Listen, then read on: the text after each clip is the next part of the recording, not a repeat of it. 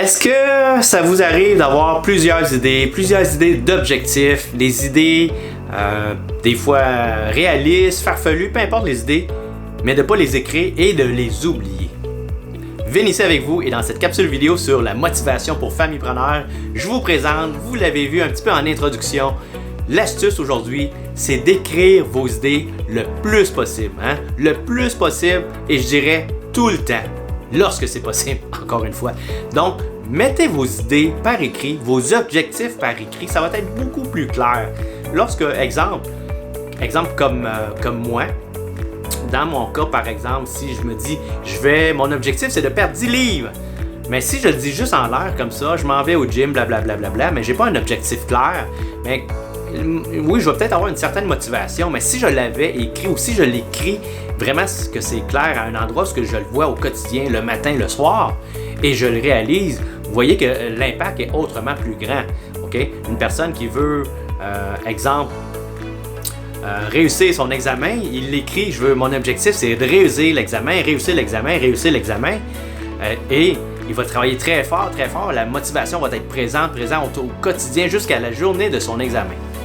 Maintenant, le résultat, c'est une autre affaire. On travaille fort, toutes les chances sont là, les chances, on se le crée dans notre vie. C'est d'étudier, de bien voir les choses. C'est sûr qu'il peut y avoir en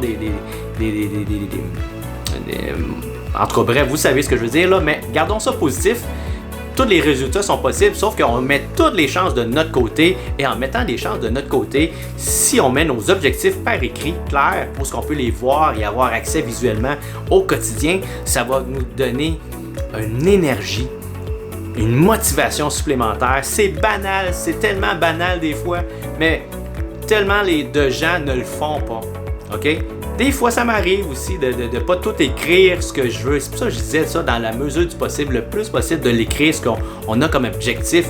Lorsqu'on l'écrit, supposons que moi j'ouvre mon ordinateur, par exemple. Je me dis que l'objectif que j'ai cette semaine, c'est de faire telle chose. C'est de courir un 5 km.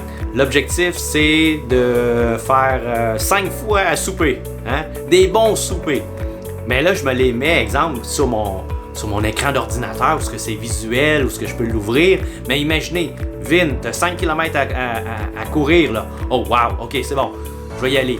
Mais si c'est nulle part, c'est vague, il y a des chances que je le fasse pas. Je me démotive, je le ferai pas. Donc, en ne le faisant pas, je ne réussirai pas mon 5 km. Je vais encore courir 2 km. Je vais être épuisé, blablabla, peu importe.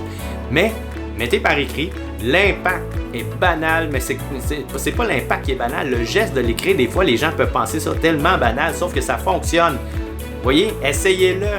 Si vous l'essayez, ça va probablement fonctionner. Souvent, les gens se disent « Ah non. » C'est justement, « Ah non » qui ne fonctionne pas souvent.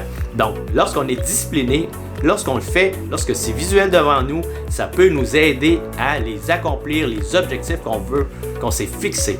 Alors, c'est simple comme ça, mais j'espère que ça va, si vous le mettez en place, j'espère que ça va pouvoir vous aider. Alors, ça devrait vous aider.